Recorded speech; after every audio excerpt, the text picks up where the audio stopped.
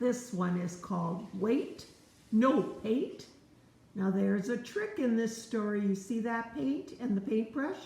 Wait and see what happens to these three little pigs. Bruce Flatley wrote it. Once upon a time, there were three little pigs that lived together in an old house on the top of a big hill.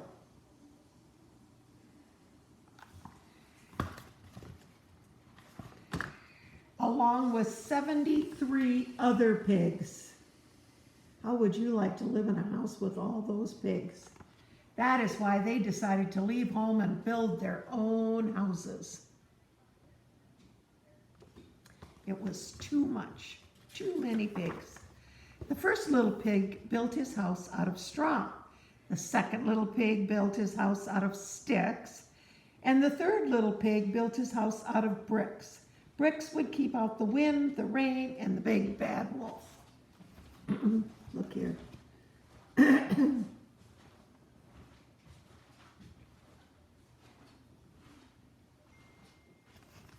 It's just like always, they build it out of all the same things.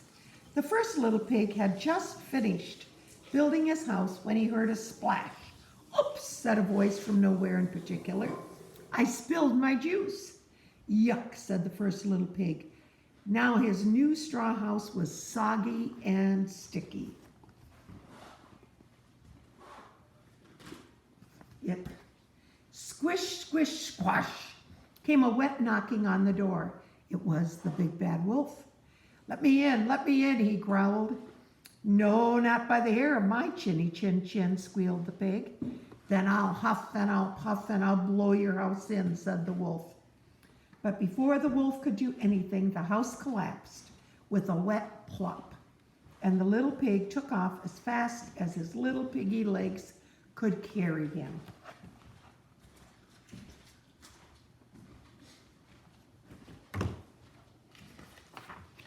The second little pig had just finished building his house when the first little pig came running up.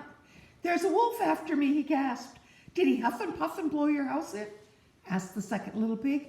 He didn't have time. Somebody spilled juice on my house and it fell down all by itself.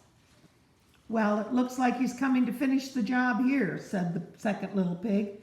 The wolf was almost at the house. They slammed the door just in time. Uh-oh, look at the wolf's nose. Something happened to his nose. Ow! Yelled the wolf. The door had slammed right in his face, but he was still hungry.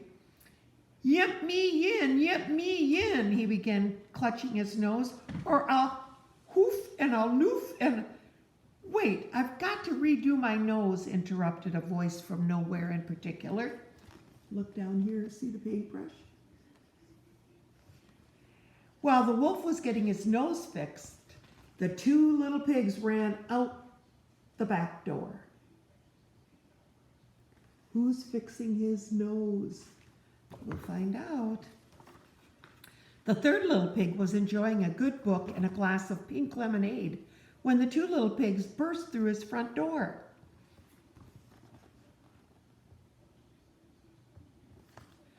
They told him about the spilt juice, the wolf with the hurt nose, and the mysterious voice. The third little pig jumped up and bolted the door.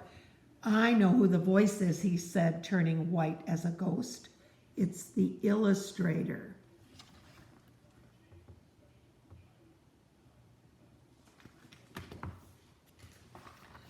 Yes, it's me. I'm the one who is painting this story, said the voice, who was indeed the illustrator. And I'm sorry to tell you, but I just ran out of red paint. Without it, I can't make you pink. That's why you've all turned white. The first pig felt so faint he had to sit down. Look, they're no longer pink, they're white. The third little pig was not happy. This is embarrassing. We have to have some sort of color.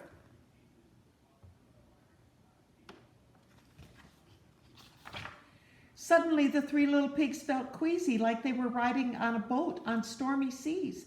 They looked at one another and gasped. They were green. They were green all over.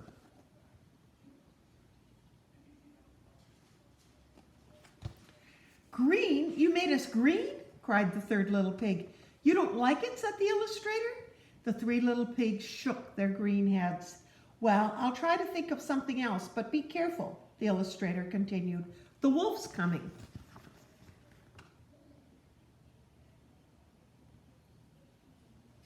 I've never seen a green pig.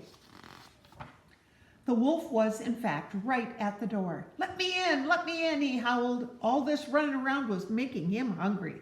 He didn't care what color the pigs were as long as he could gobble them up. No, not by the green hair of our green chinny chin chins, said the pigs. Well, I'll huff and I'll puff and I'll... How's this? Interrupted the illustrator. What's she doing now? The illustrator. The wolf peeked through the window and howled with laughter.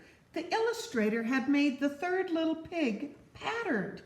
This is not funny, said the third little pig to the illustrator. Now I'm blending in with the furniture. See the pig? The illustrator painted him like the chair. You see, he said when the first pig sat on him, I'm starting to feel like a real clown. There's the paint down at the bottom.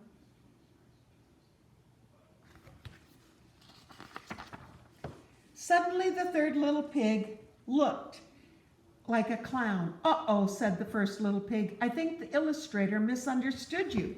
And now one looks like a clown. The second little pig explained to the illustrator that the third little pig had said he felt like a clown.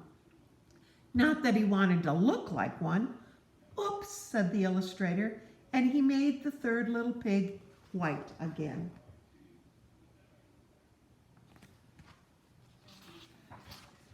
On the other side of the door, the wolf was still hungry, so he huffed and he puffed some more, but he just couldn't blow the house in.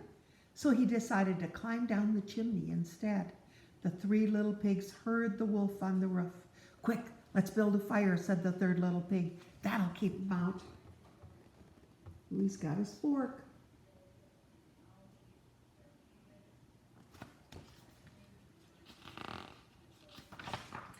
They put more and more wood on the fire so it would get red hot. And wait, no paint, said the second little pig. No red paint. No red paint meant no fire. No fire meant the wolf would come down the chimney and gobble them up. Look, the fire is white. Look, shouted the third little pig to the illustrator, because you ran out of red paint, the wolf is about to eat us up. Do something quick. We don't want to be in this story anymore.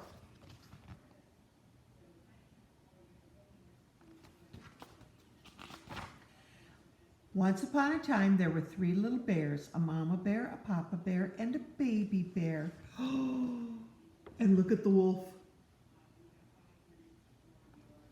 What in the world? This is a crazy book. We need paint. Help us. We need paint. The end. That is a crazy Three Little Pig book. I love you. Have a good day.